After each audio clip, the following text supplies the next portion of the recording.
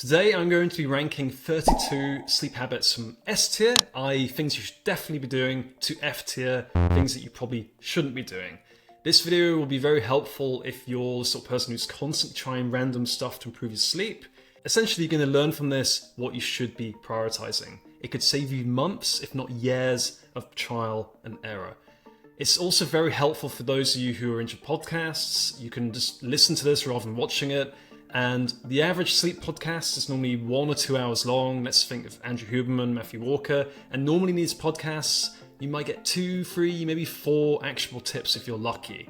In this, in probably an hour, you're going to get 32 actionable steps. So the bang for your buck in this video is very high. No further delays, let's get into it. And I'm going to start off with alcohol, i.e. using alcohol as a nightcap. So this is going straight into F tier.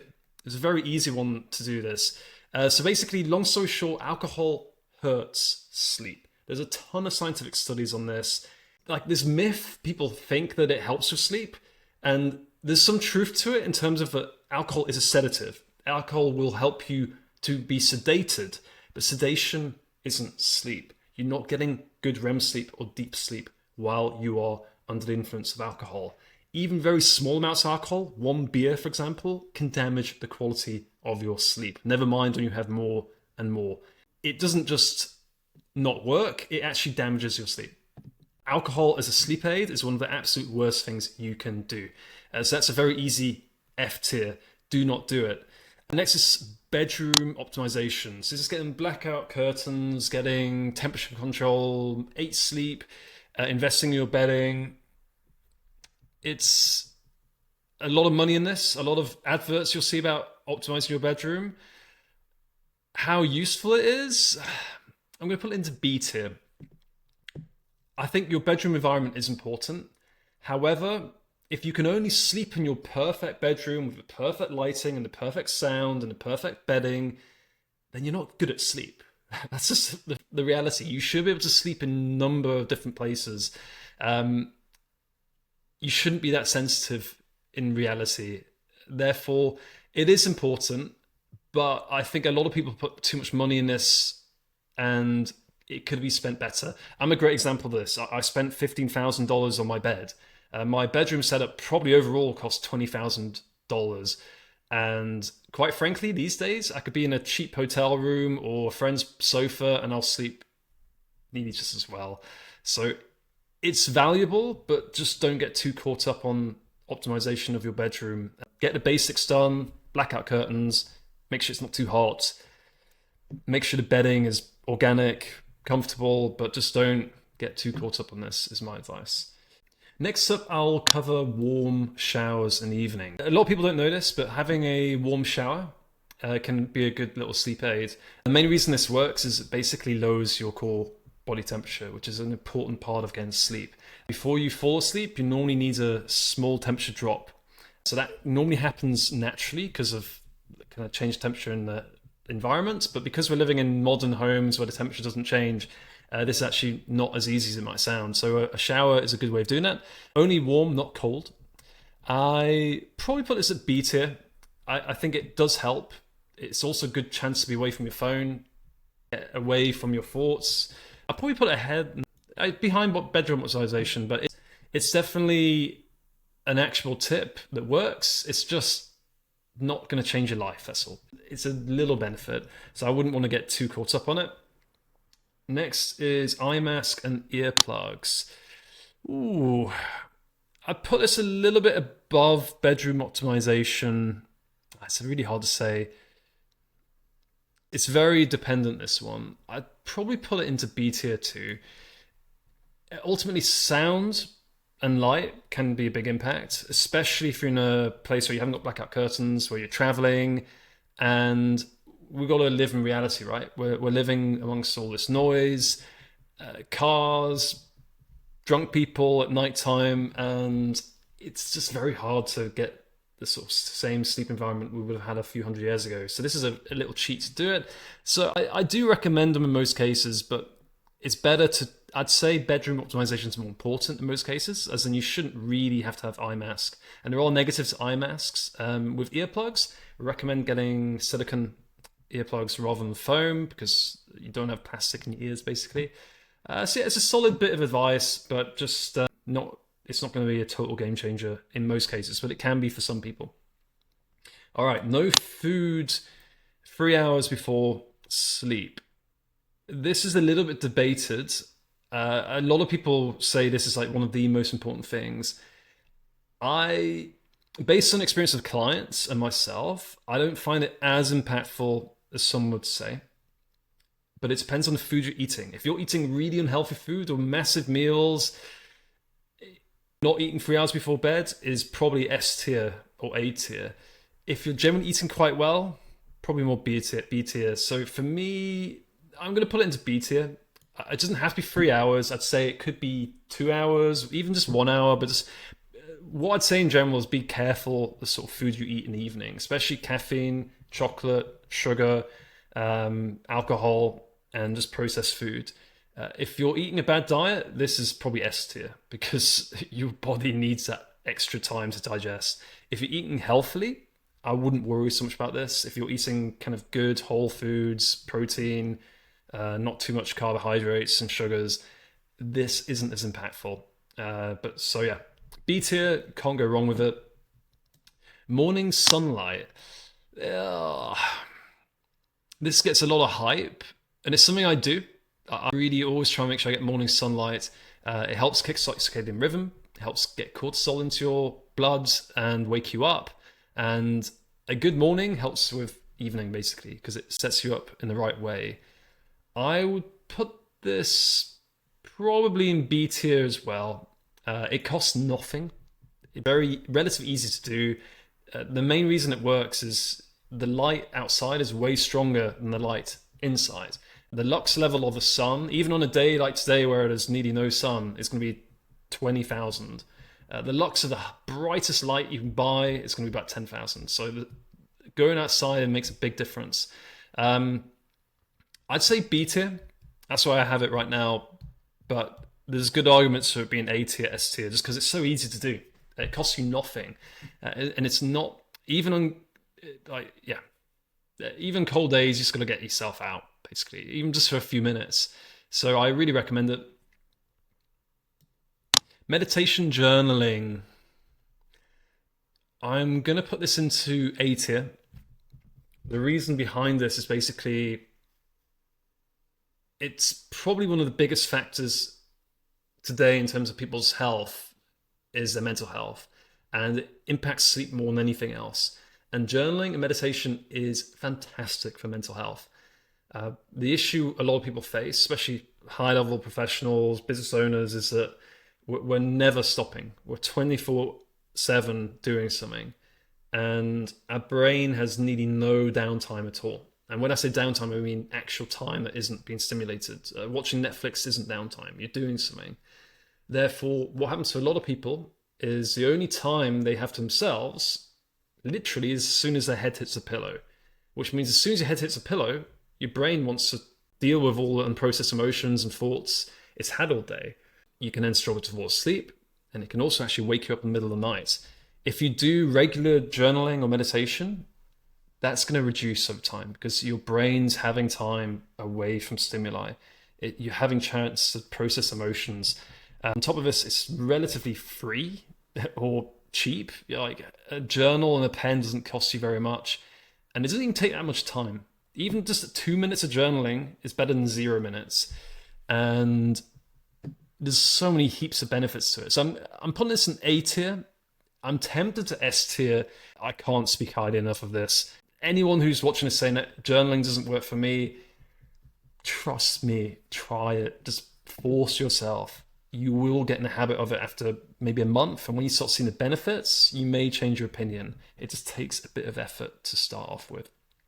Okay, therapy. This can include cognitive behavioral therapy for insomnia, which is specific for sleep, but therapy in general is good for sleep. Talking about your problems, being open, getting these demons out your head will have a massive impact on sleep.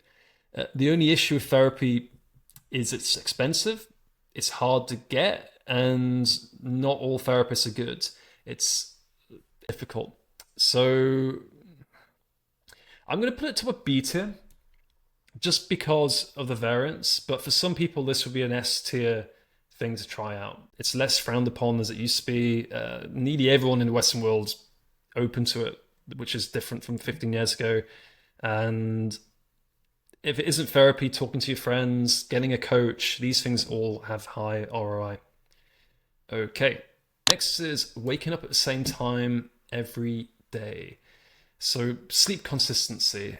I'm not a fan of waking up at the same time every day and going to bed at the same time because it's just not realistic. But what I would say is if you can limit the variance to 30 minutes, 1 hour max, so even on the weekend you're sleeping very similar times to during the week, then it is a very strong habit to be implementing. In terms of effect, the science is very clear. There's a very recent study from the UK Blood Bank on 10,000 people which showed that sleep consistency had a bigger impact on mortality than sleep length, which is quite startling. Like, being consistent is more important than how long you sleep. There's more studies that back this. My only issue with it is it's hard to implement in a real life, real busy life. It's very hard to do this. That said, I think if you can get to like an hour maximum variance, then you're in the top 90%. So I'm going to put it into A tier. It doesn't necessarily cost much. It just means you might miss out on some things. But the reality is, okay, you're going to miss out on some parties now and then. Now and then you're just going to say no to things you would normally say yes to. But in return, you get to be the best version of yourself more often. It's a pretty good deal, I'd say. So A tier. Next, reducing caffeine. Caffeine is ruining a lot of people's sleep and they don't even know it. The reality of caffeine is it can be in your system for over 12 hours. There's a study out just 2 months ago which showed that. And that's a long time. So even if you're drinking caffeine at 12 midday, it can still be in your system by the time you go to sleep. And that wrecks your sleep a bit, just a little bit. And then the next day you're a bit more tired, so you drink more caffeine. And then the next day you drink more, and then before you know it, you're addicted to caffeine. You can't get through the day without it, and your sleep gets worse and worse. It's a terrible, vicious cycle. It's definitely A tier for me. So I'm going to put it top of A tier because it is such an easy win.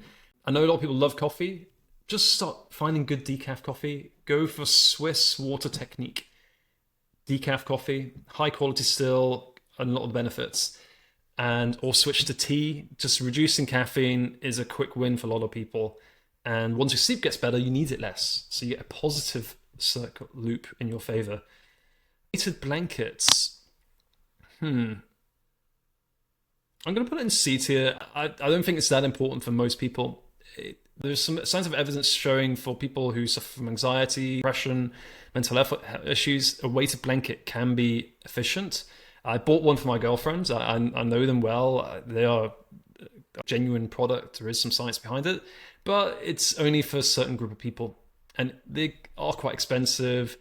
It's not bad. I'm just saying that for most people, it's not going to make that much difference. But if you are someone who suffers from anxiety, it might be something worth trying out. Sleep supplements.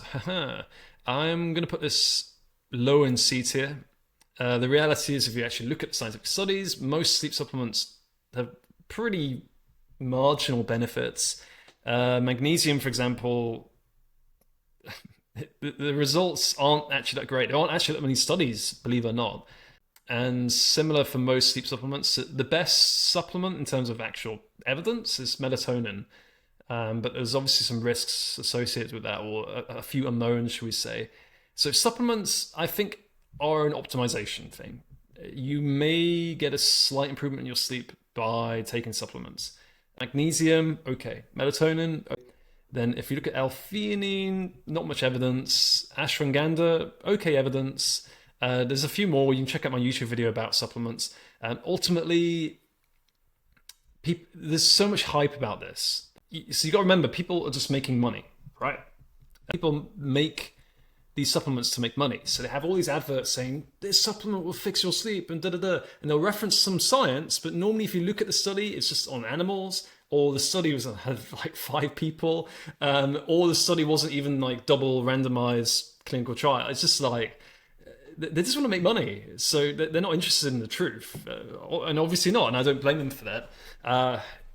So it's nearly all hype around supplements. Trust me on that. The reality is, if you can't sleep well, why would a supplement fix that? Like, you're naturally able to sleep. No one's born never being able to sleep. So the reality is, you know how to sleep. The problem is probably not supplements, unless your diet is terrible. But we're going to come to diet later. Ultimately, improving your diet is way more beneficial than supplements. There's so many issues with supplements: the quality, how much you should be taking, the lack of science. So definitely C tier for me. Okay, getting checked for sleep apnea. I'm going to put this into S tier. It might not apply to everybody, but ultimately 20% of the population at least has sleep apnea. And if you have sleep apnea, you are guaranteed poor sleep.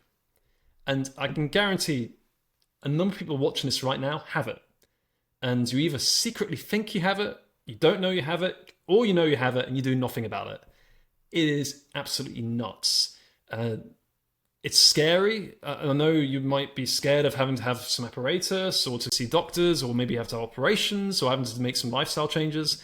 But my goodness, if you can address your sleep apnea issues, you literally get a second chance at life. I'm a great example of that. You've seen many before and afters of me after improving my sleep. And fixing sleep apnea is one of the best things you can do. A quick tip: if you do get checked for sleep apnea, keep in mind that the thresholds for sleep apnea are very meh. You could be not breathing several times a minute and still not register as having sleep apnea. So just because they say you don't have it doesn't mean you don't have it. So I really recommend trying to find a doctor or sleep technician who's got a lot of experience and really ask them for the details, because they might say, yeah, you haven't got it, but you're still choking during your sleep. And it's like, well, you kind of do have it. You just don't have it at a level which is really bad. Bad is bad in my book. So this is a little bit of a tip there. I'm going to make a video about sleep apnea because it's complex as hell. It's super hard to understand. And not all the doctors, I'm afraid, really know what to talk about. So yes, tier, getting checked for sleep apnea. Sleeping pills. It's tempting to put an F tier, but I'm not quite going to do that. I would say probably bottom of C tier. The reality is, sleeping pills and antidepressants have a place as an SOS to sort of get yourself back on track. As a short-term measure, they can help you out. They have use cases. Long-term, however, it's a total disaster. The biggest thing with these pills is you don't get natural sleep. So it's messing with your hormones, it's messing with your natural cycles. It's nearly impossible to be healthy on these long-term. And all the sleep doctors say the same, so it's not just speculation here. So really, if you've been on these for long term, I don't want to make anyone feel bad. It's just a case of having to get away from it. For the record, I've been on sleeping pills. I've been on antidepressants. Been there, done it. There's no shame in it. So please don't feel shame for being on these. You're on them for a reason, but it has to be said that they're not a safe or reliable long-term solution for sleep. So something we really need to try and find methods to get away from, in my opinion. Next is sleep tech. So that's all the sleep apps, all of the gadgets and gizmos. I wear a number of these things myself.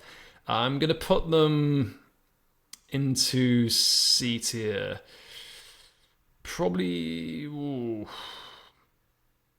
but basically, they can be helpful, but they can also be unhelpful. There's studies showing that people actually had worse sleep when they tracked their sleep. 2018 study, I talk about it in my sleep tracking video. It really is something that can backfire. And sometimes it requires you having your phone on your bed or near your bed. My opinion is having your phone near you at all during sleep is a terrible idea. And sometimes it gives you false positives and negatives. It's just, I think for most people, it's just not helpful. I think the benefit of sleep tech is it raises awareness. So you might only realize your sleep's poor once you track it. And by doing so, it might then make you take it seriously. But is sleep tech the answer to your problems? Hell no, it just isn't. I'm yet to see a sleep tech out there that will literally solve your problems. Like an AI sleep coach in theory would help, but are you going to use it? Are you going to listen to it? You're not. Just be honest. You're not going to listen to an AI sleep coach. You might listen to a person, maybe, but not to an AI. So that's my opinion. May change over time. Blue light blocking glasses. I'm going to also put this quite low into C tier. The science on this isn't as clear as you might think. Even around blue light, there's a recent meta-study analysis basically saying that blue light doesn't seem to make much difference at all. You fall asleep more or less the same time as you would before. Very little difference. I'm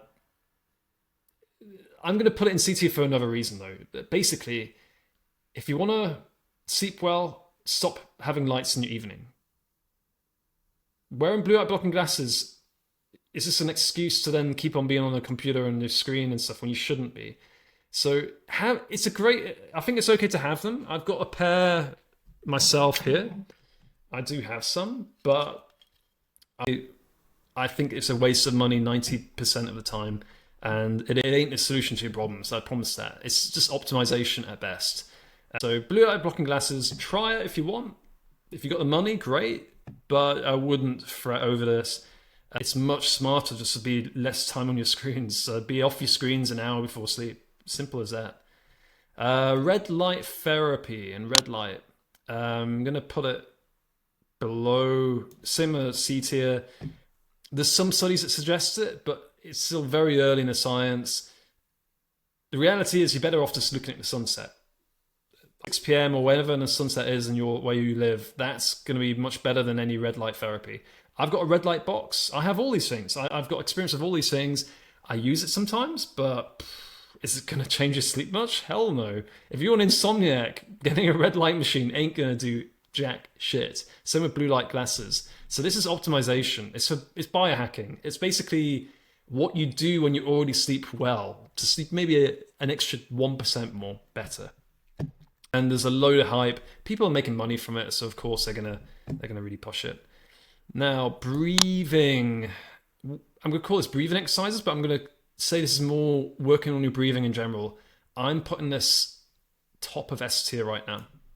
I would have said differently in the past, but my opinion's changed.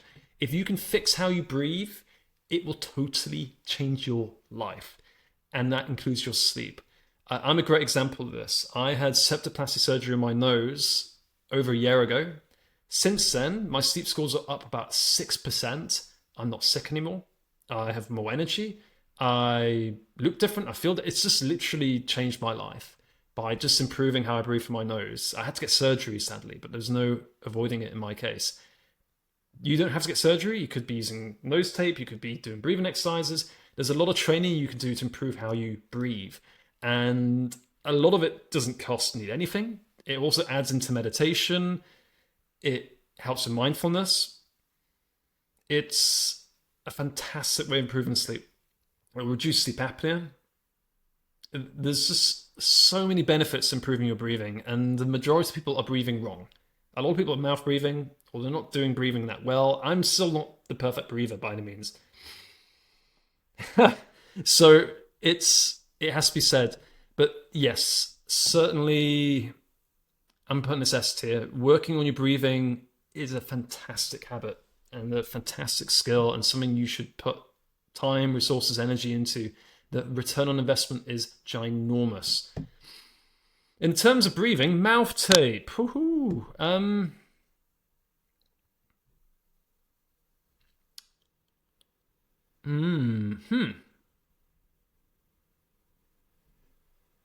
I'm pulling mouth tape into B tier. It's very controversial. The science neither backs it or says it's wrong. And we may not get any confirmation of that for a long time. Anecdotally, I found it works for a lot of people. It has worked for me. You've got to be very careful, especially if you have sleep apnea, like me. So that has to be said. And there's a lot that can go wrong here. But if you're smart, you just have a little bit of tape on your mouth, nothing too heavy, then it can really improve your nasal breathing, which we talked about how important that is. And the downsides are minimal. There's been no proof that it's dangerous, but it's still speculative. So you got to do this at your own risk. I've done a whole video about mouth tape. I explain the science. I explain my opinion. There's a lot to be said. I'm a skeptic as well, even though I do use it. I understand the science around it and the risks. However, it does seem to work for a lot of people. If that's placebo or not, we don't know for sure. But I have to be honest with people in my assessment here. So I'm putting it into B tier. I think it's something that might be worth testing for some people. But just go with the caveat that there might be some dangers associated with it. So next is, and I kind of got these mixed up, I'm afraid, is melatonin. So I'm going to put this here. This is sleeping pills. This is supplements, and this is melatonin. So I screwed up.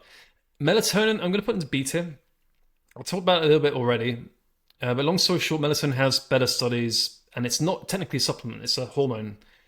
There's a lot of issues with it in terms of quality, getting the right quantities, a whole host of issues. I think you've got to be very, very careful. However, the science is decent, and there's a whole host of benefits of melatonin in terms of being a very high antioxidant. Therefore, it deserves to be in B tier, in my opinion, but with a big caveat that you need the right type of quantity, don't take too much, and don't over rely on it. It's not going to change your sleep. It's just a bit more, it's just going to help more than any other supplement. That's all I'm going to say. So melatonin separately there. All right, next is regular exercise. This has to go into S tier because of the whole host of extra benefits it gives. The studies around sleep and exercise are quite clear. Exercise does improve sleep. There is a big caveat that a lot of people don't realize, though, which is that exercise means you need to sleep more, especially if you do strenuous exercise. So athletes normally have to sleep an extra 30 minutes, sometimes an hour longer than other people. You hear of these athletes who sleep 10 hours a day. It's legit. If you're pushing your body to the limit, you need to sleep more. And a lot of people don't get this. A lot of high performers work out a lot, they work hard at work, and then they don't change their sleep. And it's a disaster. So there is a consequence to exercise, but the benefits outweigh the consequences by an absolute ton. It improves your breathing, improves your mental health, it improves how your body works. It just makes you live a more natural life. Everything gets better when you exercise regularly. So it goes into S tier. If you're not exercising regularly and you've got poor sleep, there's probably good reason for that. Ultimately, it reduces body fat. The host of benefits of this are crazy. So it's a very easy pick, in my opinion, for S tier. Now, next is reducing alcohol. So this is ideally not having alcohol at all, but definitely reducing it. And this definitely goes into S tier. I'm going to put it ahead of regular exercise just because the benefits are crazy from reducing alcohol. So basically, if you're drinking just 1 day a week, that is 14.29% of your life. Okay, so 1 day a week is considered moderation to most people. That's 14.29% of your life. That's 14.29% of your life where your sleep is suboptimal, if not very bad. That's a lot. And the issue is 1 day of drinking doesn't just mean 1 day of bad sleep. It probably means 2 days or 3 days. It isn't like a straight, oh, I only have 1 day of bad sleep. No, the knock-on effect can be 2, 3, sometimes 5 days to recover from a big heavy night drinking. Therefore, this is a massive win if you can reduce alcohol. It costs you nothing, it saves you money, and there's a host of the benefits. It's a natural poison, it makes your life worse, it makes you more anxious, it's a depressant, it doesn't help with sleep at all, it makes sleep worse, it makes you fatter. It's just so many negatives to it. And the positives are nearly minuscule when you think about it. A lot of people think, oh, it helps me relax. No. The real reason that people like alcohol is it means they're out with their friends and they're talking and socializing. That's why you're relaxing. That's why you're having a good time. Alcohol has nothing to do with it. It's just a psyop, I'm afraid. It is marketing by companies. So reducing alcohol or quitting altogether, massive, massive benefit to sleep. Unbelievable. So if you're not doing it, great, but it has to be said. Okay, Facebook insomnia groups. I'm going to put insomnia groups in general. So there's a lot of groups for insomnia sufferers out there. I'm going to put them into F tier.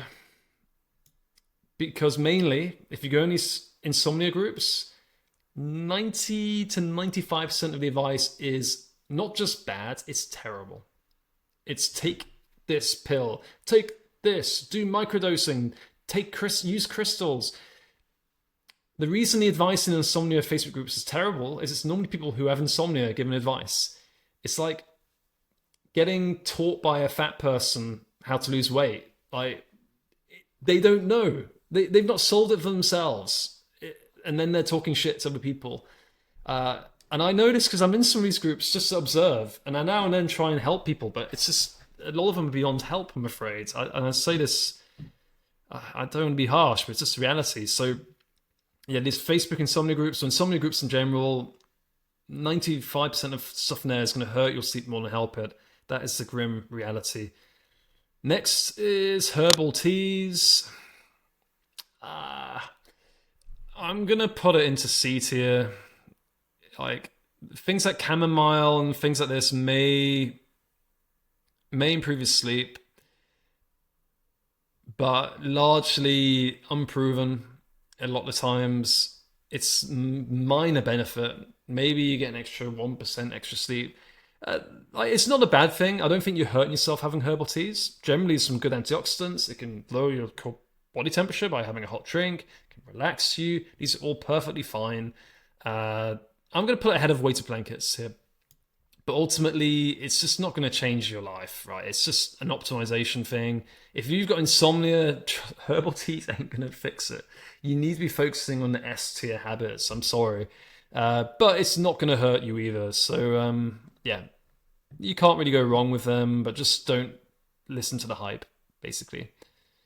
Okay, next is CBD. So, CBD, I'm going to put in C tier. I'm going to put a bottom of C tier. First of all, the science is very debated. It's not clear cut if CBD actually helps with sleep.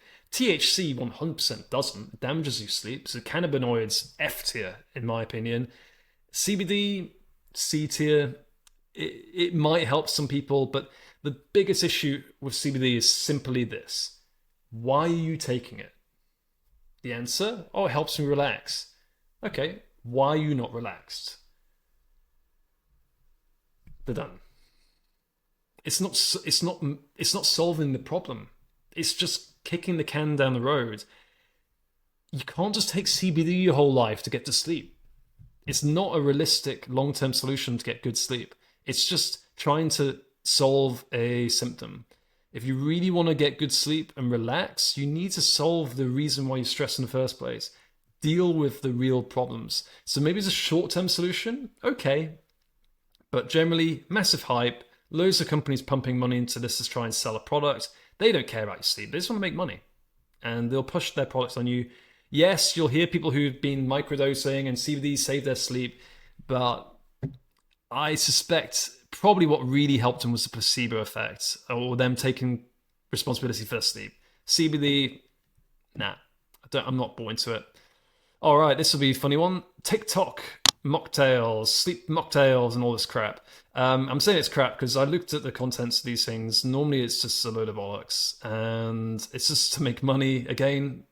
Once again, influencers selling products to improve sleep with no good scientific backing. Sometimes the product's even bad for sleep. I've seen a lot of these mocktails have chocolate in. Chocolate has caffeine in it. It's like the stupidest thing you could do. And we're like, oh, it's got tart cherries. It's like the amount of tart cherries in these mocktails will make no difference to create melatonin. And the magnesium, it might help sleep a bit, but it'd be better just to take the proper supplements than some influencers cocktail. Placebo effect, maybe will work. So I'm going to put it ahead of CBD, probably better than CBD. But trust me, all these influencer cocktails or sleep mixers or sleep stacks, you've got a lot of these biohackers saying, here's my sleep stack, bro. They know jack shit. I promise you, they cannot back up their claims of any scientific evidence. It's all, like, they just don't know. A lot of these how many of these biohackers actually have a degree in anything related to biology? I know I'm not, for the record, a scientist, but I don't claim any biohacking nonsense. So it's just yeah, I'd be very skeptical. Very skeptical. Or if it works, great. But just in terms of this tier list, very clear where it needs to go. Scented candles. Oh, I'm going to put this similar to CBD. I'd actually say scented candles are nearly more negative. Most of scented candles have loads of toxins and chemicals. I'm actually going to put them into F tier. The only candles scents that probably haven't got toxins in it are things like beeswax candles and things like this. Nearly all the perfumes and all the smells are toxic in some way. Yeah, you might benefit from having some lavender oil, natural essential oils. Okay, I'm going to put a bottom C tier. I changed my mind. There can be some candles or scents that might help, but generally speaking, can be more harm than good. In some cases, it can be F tier, unless you have some very natural products. And yes, there are some studies backing lavender to help with sleep, but again, a bit like CBD, it's not solving the root cause of the problem. You can only sleep if you have a candle. Then you're not good at sleep. Simple as that. So I think minimal benefit. Okay. Having goals, setting goals. This is going top of S tier. This is the most important thing to improve your sleep. When I talk to insomniacs, I always ask the question, do you actually want to change?